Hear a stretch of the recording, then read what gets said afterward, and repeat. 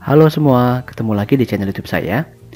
Nah, di kesempatan kali ini saya agak spesial ya teman-teman semua, karena saya akan membahas secara khusus temanya yaitu tema saham-saham Pilpres, di mana berdasarkan riset dari para DBS Sekuritas, ini jika nanti ya Pak Prabowo dan Gibran terpilih sebagai pemenang Pilpres 2024 ya, maka saham-saham ini itu berpotensi akan mengalami apresiasi positif ya, baik dari sisi katalis fundamental maupun dari sisi demand pelaku pasar. Jadi sesuai dengan judul video ini, saya akan berikan judulnya yaitu kita strategi trading, bagaimana caranya kita mendapatkan keuntungan ataupun melihat peluang di saham-saham Prabowo Efek seperti itu ya. Nah, sahamnya cukup banyak ya teman-teman semua, kurang lebih ada 17 saham yang diproyeksikan oleh DBS dari berbagai sektor.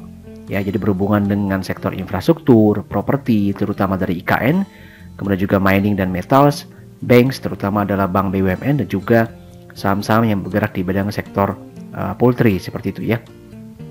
Nah, jadi karena jumlah sahamnya cukup banyak, saya memang hanya akan berfokus pada review atau ulasan singkat saja mengenai pergerakan harga sahamnya ya dari sisi teknikal seperti itu. Jadi saya tidak akan memberikan rekomendasi secara khusus, namun memang mungkin ada beberapa peluang. Jika terdapat peluang, saya akan sampaikan di ulasan saya kali ini. Dan karena jumlahnya cukup banyak, jadi mohon teman-teman memperhatikan secara detail ya apa yang saya sampaikan. Oke, langsung saja kita mulai dengan ulasannya. Jadi saham pertama yang terdapat dalam list ini yaitu saham PTPP. Oke, kita perhatikan teman-teman semua ya, terdapat inflow khususnya dari asing ya selama kurang lebih 1 minggu terakhir. Meskipun pada penutupan Jumat lalu ini mengalami koreksi, namun menariknya ini dia mampu mengalami penguatan ya di sesi akhir seperti itu. Jadi kalau dilihat dari sisi teknikalnya teman-teman semua ya, ini momentumnya positif. Kemudian juga mampu keluar daripada resist downtrend lainnya seperti itu ya. Jadi kalau saya bisa katakan dengan ditutupnya PTPP pada level harga 560, maka ini akan membuka peluang bagi saham ini ya untuk bergerak naik lebih lanjut seperti itu. Jadi saat ini tahanan kunci yang bisa kita lihat adalah di level 670 ya, seperti yang saya sampaikan juga pada channel Telegram saya seperti itu. Jadi jika nanti level ini mampu dilewati oleh PTPP, maka saham ini berpeluang nih teman semua ya untuk bermain atau bergerak di atas level 800-an seperti itu. Jadi kalau melihat kondisi teknikalnya seharusnya masih positif ya, sehingga kalau misalkan saham ini tetap bertahan di atas resist downtrend lainnya, maka peluangnya untuk naik itu akan lebih tinggi. Sehingga kalau kita melihat kondisi teknikal seperti ini, yang better itu di hold saja bagi teman-teman yang mungkin sudah punya PTPP, khususnya mungkin di bawah 500 seperti itu ya, itu akan lebih aman posisinya. Namun tidak memberikan rekomendasi entry teman semuanya di posisi teknikal saat ini, karena memang dia sedang berada dalam ranging yang lebar, sehingga posisi entry itu cenderung memberikan resiko yang besar. Oke, kurang lebih seperti itu untuk PTPP. Sekarang kita masuk dalam saham kedua yaitu saham SMGR. SMGR sendiri terlihat menarik ya teman semua ya, yaitu big inflow dari asing ya, cukup besar, terlihat dalam 1 minggu perdagangan terakhir seperti itu. Dan kalau kita lihat di sini, dia juga sudah mampu ya keluar daripada downtrend lainnya seperti itu ya. Kurang lebih agak mirip posisinya seperti PTPP, namun lebih baik kalau menurut saya. Sehingga selama saham ini mampu bertahan di atas level 6350, maka seharusnya dia punya peluang nih untuk kembali naik dan melewati level resist kuncinya saat ini, yaitu di level 6650 seperti itu. Sehingga nanti jika dia mampu bertahan di atas level 6650, maka peluangnya untuk bergerak swing up ke level yang lebih tinggi, yaitu di level 7100 itu akan terbuka. Ya, jadi pada posisi teknikal saat ini jelas ini rekom hold bagi teman-teman yang sudah punya, khususnya mungkin di bawah level 6250 ya, itu akan lebih aman. Namun kalau misalkan dia terkoreksi teman-teman semua ya, saya menyarankan sih untuk keluar terlebih dahulu, karena kalau melihat potensi teknikalnya ini dia cenderung akan bergerak sideways terlebih dahulu ya, seperti itu. Oke, demikian untuk ulasan SMGR. Sekarang kita masuk dalam saham berikutnya yaitu saham Pewon.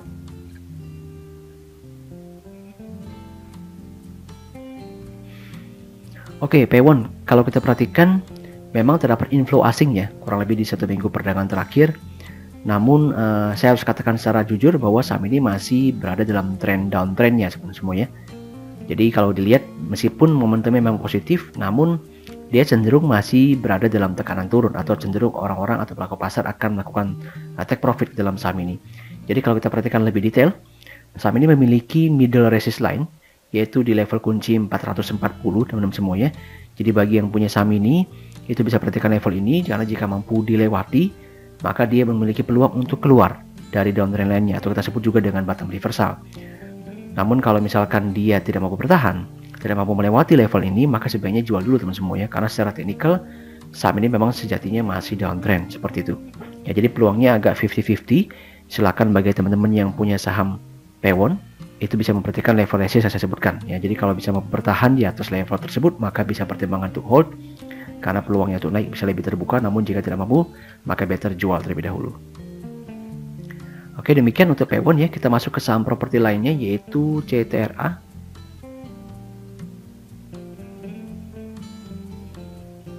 Oke, CTRA menarik ya teman-teman semuanya. Jadi kalau diperhatikan ada inflow asing selama 1 minggu terakhir meskipun selama 2 hari terakhir terjadi outflow.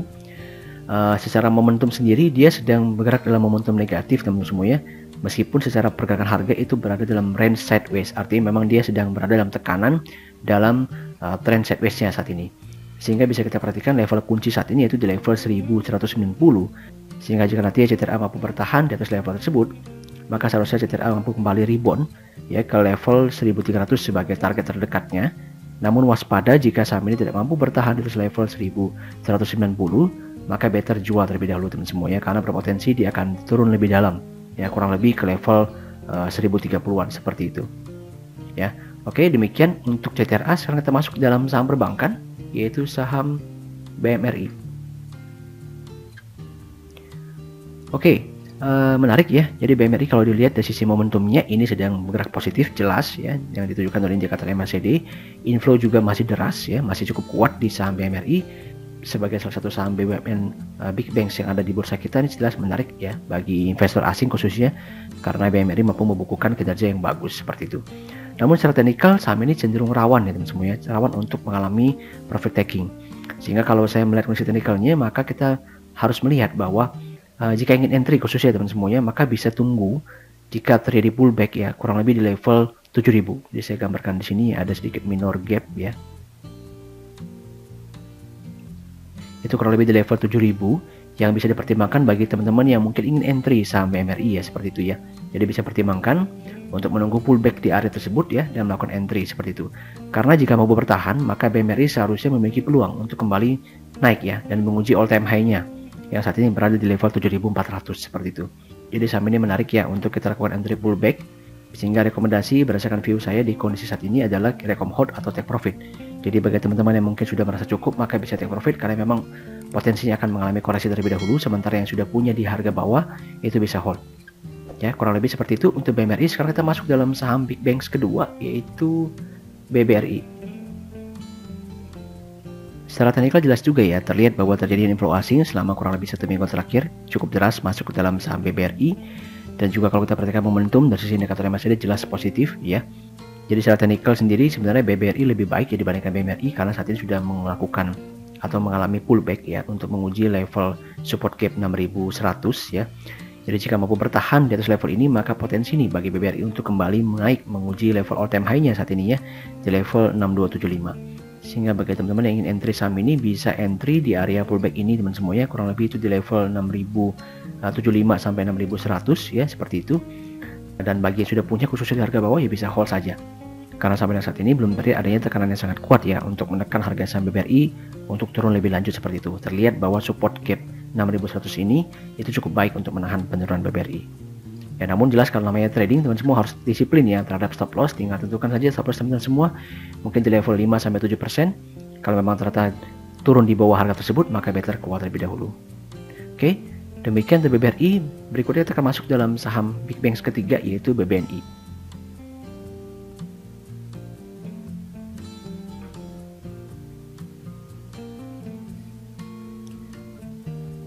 Berikut merupakan chart daripada BBNI ya teman-teman semua.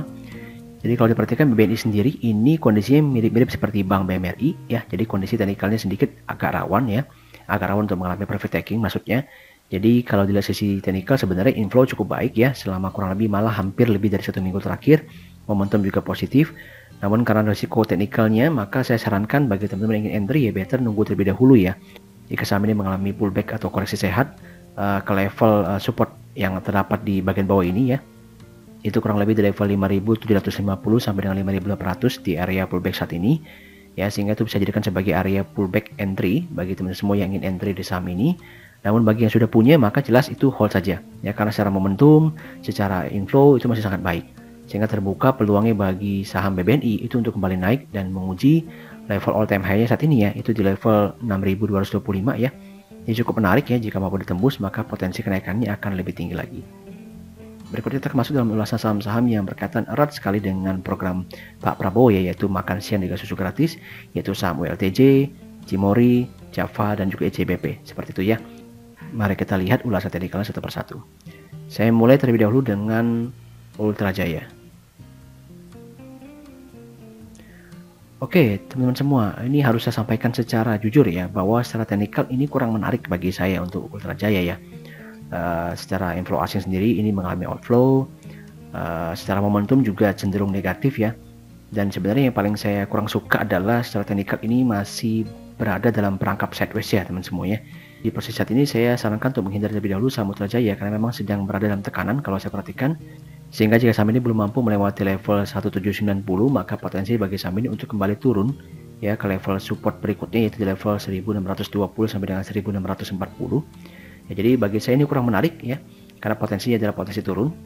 Namun bagi teman-teman mungkin yang punya saham ini sebagai saham investasi, maka tinggal perhatikan saja ya. Jika nanti ya Ultra Jaya mampu bertahan di atas level support tersebut, maka masih ada peluang nih bagi Ultra Jaya untuk kembali melewati level resist yang saya sebutkan tadi. Namun kecenderungan saham ini akan cenderung bergerak sideways teman semua ya. Jadi sangat butuh dorongan buyers yang kuat, butuh katalis yang kuat ya terhadap mungkin prospek fundamentalnya, terhadap kinerja keuangannya. Itu yang akan memberikan dampak yang kuat bagi pelaku pasar untuk kembali mendorong harga saham ini ya, seperti yang pernah terjadi pada Juni 2023 lalu seperti itu. Tapi kalau tidak ada kondisi seperti itu, maka saya perhatikan sih akan cenderung sideways ya, jadi akan cenderung boring bagi teman-teman yang mungkin ingin trading saham ini. Kurang lebih seperti itu. Sekarang kita masuk dalam saham berikutnya, yaitu saham Cimori. Ya, saham Cimori sendiri ini selama 1 minggu terakhir mendapatkan inflow dan khususnya cukup kuat di 2 hari terakhir ya, dengan peningkatan momentum juga ya. Jadi secara teknikal ini cukup baik ya teman-teman semuanya. Kalau kita perhatikan lebih lanjut, Cimori sendiri ini asing cukup kuat ya melakukan akumulasi saham ini, sehingga jika nantinya Cimori mampu melewati dan bertahan di atas level 4.330, maka terbuka nih ruang bagi saham ini untuk mengalami swing up dengan cepat itu ke level 4.600 seperti itu. Jadi kalau kita get back sedikit ya, kurang lebih di bulan November 2022 ya sampai dengan Desember 2022 ini saham ini sempat mengalami apresiasi yang kuat ya, sampai ke level 5.300-an seperti itu. Jadi saat ini juga terbuka peluangnya menurut saya untuk mengalami hal tersebut, asalkan dia mampu terlebih dahulu melewati ujian pertamanya, yaitu di level 4.330 seperti itu. Ya, jadi bagi teman-teman semua yang sudah punya saham Cimori ya, saran saya untuk hold saja, khususnya bagi yang sudah punya di harga bawah seperti itu ya. Sedangkan bagi yang mau entry itu bisa pertimbangkan untuk melakukan speculative buy itu di level di kurang lebih 4.200 seperti itu. Oke, demikian ulasannya untuk saham Cimori. Sekarang kita masuk dalam saham berikutnya, yaitu saham Java. Oke, saham Java sendiri secara inflow itu kurang menarik ya, biasa saja teman semuanya. Secara momentum juga saya lihat cukup flat ya, masih agak bergerak sideways. Dan sebenarnya secara teknikal saya bisa katakan ini adalah penentuan ya bagi pergerakan harga saham Java berikutnya. Karena kalau kita perhatikan di posisi saat ini, jika saham Java ini tidak mampu bertahan di atas level 1060, maka agak rawan ya teman-teman semua ya, karena potensi bagi Java ini untuk mengalami penurunan lanjutan seperti itu. Jadi harus diperhatikan, sehingga kalau di posisi saat ini saya cenderung kurang merekomendasikan ya saham ini ya. Jadi saya cenderung memberikan rekomendasi wait and see bagi teman-teman semua yang ingin entry saham ini.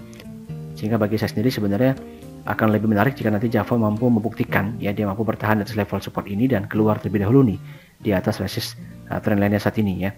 Namun jika nanti dia mampu keluar dari resist trendline-nya dan bertahan di atas level 1140, maka baru dia punya peluang untuk naik lebih kuat nih untuk menguji level resist berikutnya di kurang lebih di level 1200 seperti itu. Ya, jadi kurang lebih seperti itu ulasannya untuk Java. Berikutnya kita masuk dalam saham ICBP.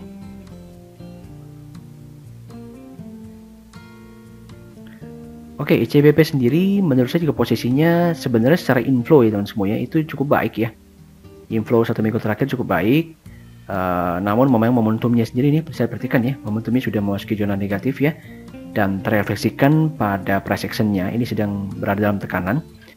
Jadi menurut saya pribadi posisi CBP saat ini juga kurang baik ya teman-teman semuanya. Jadi saya kurang suka dengan chart setup seperti ini. Sehingga jika dia nanti tidak mampu bertahan di atas level support saat ini, maka dia berpotensi nih untuk turun lebih lanjut ke level support berikutnya, yaitu di level 10.900 seperti itu. Namun jika nanti dia mampu bertahan, maka ada peluang bagi CBP untuk keluar dan melewati level resist 11.900 seperti itu. Jadi kalau bagi view saya di posisi saat ini, bagi saya sih wait and see teman semua ya.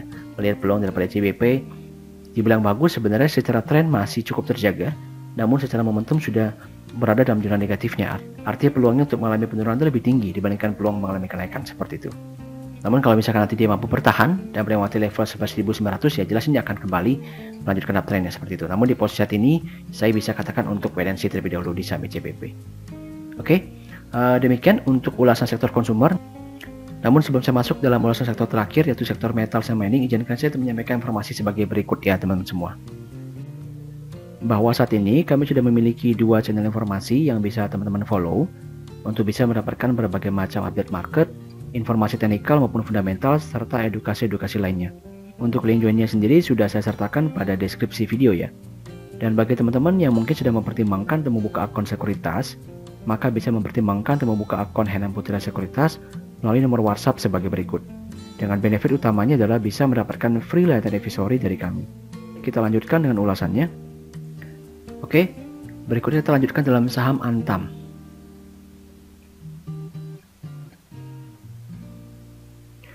Oke, Antam ya teman semua ya. Secara momentum jangka pendek memang terlihat positif, namun jujur saya tidak begitu menyukai posisi teknikalnya, karena memang secara jelas ini terlihat masih bergerak dalam zona downtrendnya teman semua ya. Jadi kalau kita tarik sedikit nih, ada area resist ya. Ini Antam masih belum mampu nih keluar daripada area resist tersebut seperti itu. Jadi kalau misalkan nanti dia tidak mampu bertahan di atas level 1600 ya, tidak mampu keluar daripada middle resist lainnya ini, maka potensi bagi Antam untuk kembali turun lebih lanjut seperti itu. Jadi saran saya, teman-teman baru bisa perhatikan Antam jika nanti dia mampu bertahan nih di atas level 1600, maka itu akan membuka peluangnya untuk kembali mengalami reversal trend. Namun sebaliknya, jika dia tidak mampu bertahan atau tidak mampu melewati level resist tersebut, maka better jual terlebih dahulu, karena menurut saya dia akan kembali turun lebih dalam. Seperti itu ya teman-teman semua. Jadi untuk Antam sendiri ini kita wait and see saja dan menunggu reaksi harga lebih lanjut. Oke, kurang lebih seperti itu untuk Antam. Kita masuk dalam saham berikutnya yaitu Inco.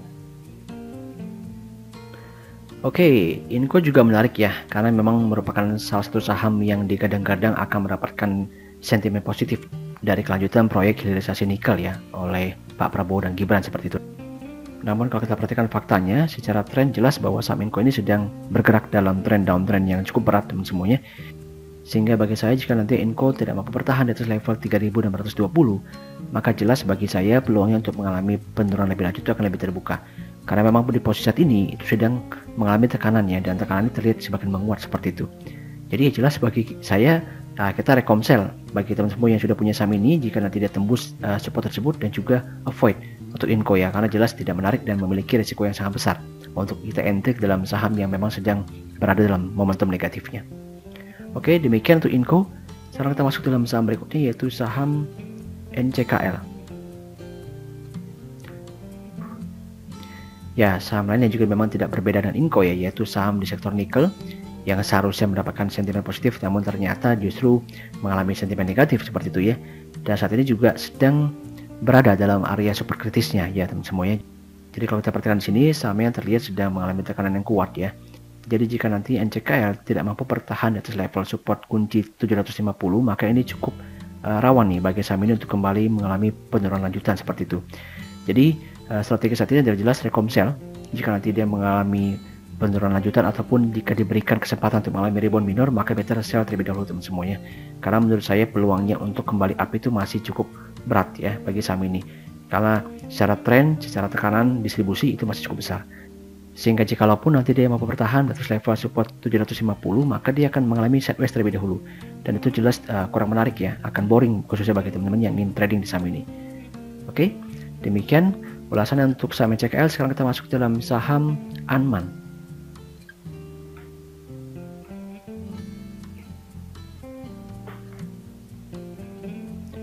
Ya, salah satu saham yang menurut saya positif ya, karena juga sudah mendapatkan inflow asing secara kumulatif dalam 1-2 minggu terakhir. Momentum juga kembali positif dengan, kalau kita perhatikan, dengan dia breakout ya level resist lainnya ya yang terjadi di area harga saat ini. Sehingga meskipun memang Anman sedang mengalami distribusi ataupun koreksi sehat, selama momentumnya masih positif, maka bagi saya saham ini memiliki peluang untuk kembali melanjutkan kenaikannya. Sehingga bagi teman-teman yang ingin entry saham Anman, maka bisa pertimbangkan untuk entry saham ini itu jika terjadi pullback di level kurang lebih 7.750 seperti itu. Karena jika nantinya Anman mampu bertahan di atas level tersebut, maka peluangnya untuk kembali mengalami uptrend itu akan terbuka. Ya, jadi rekomendasinya cukup sederhana untuk Anman, yaitu rekom hold, khususnya bagi teman-teman yang sudah punya saham ini dan juga bisa entry pada saat kondisi mengalami pullback. Ya, kurang lebih seperti itu, karena peluangnya untuk mengalami uptrend akan kembali terbuka dan berpotensi untuk kembali break all time high-nya dan kembali naik dengan kuat seperti itu. Namun saya ingatkan sekali lagi, khususnya bagi teman-teman yang trading, jelas harus tetap disiplin ya dengan stop loss masing-masing, karena jika nantinya pergerakan harga saham tidak sesuai dengan harapan kita, maka jelas bagi kita harus keluar terlebih dahulu dan tidak melawan market seperti itu. Oke, berikutnya adalah saham terakhir, yaitu saham Adaro.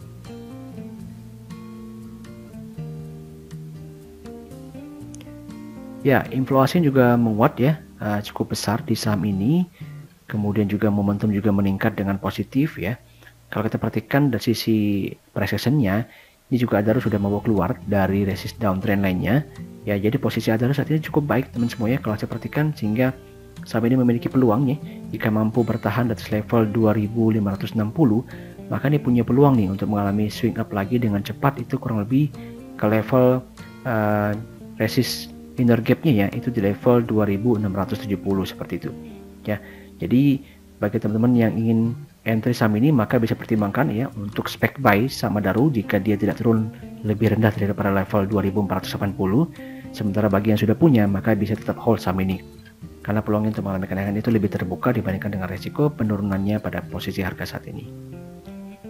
Oke, demikian ulasan saya untuk 17 saham dari riset DB Sekuritas ya, yang diproyeksikan akan mendapatkan apresiasi positif ya jika nantinya pasangan Pak Prabowo dan Gibran terpilih sebagai pemenang Pilpres pada tahun 2024. Oke, bagaimana menurut pendapat teman-teman? Silahkan sampaikan nih pendapatnya mengenai saham-saham yang saya ulas pada video kali ini di kolom komentar untuk nanti kita diskusikan bersama. Dan juga khususnya bagi teman-teman yang tidak sengaja mampir di channel YouTube ini, saya minta dukungannya untuk like, subscribe, share, dan juga nyalakan lonceng notifikasinya agar bisa terus mendapatkan update video dari saya. Oke, thanks for watching dan see you in the next video.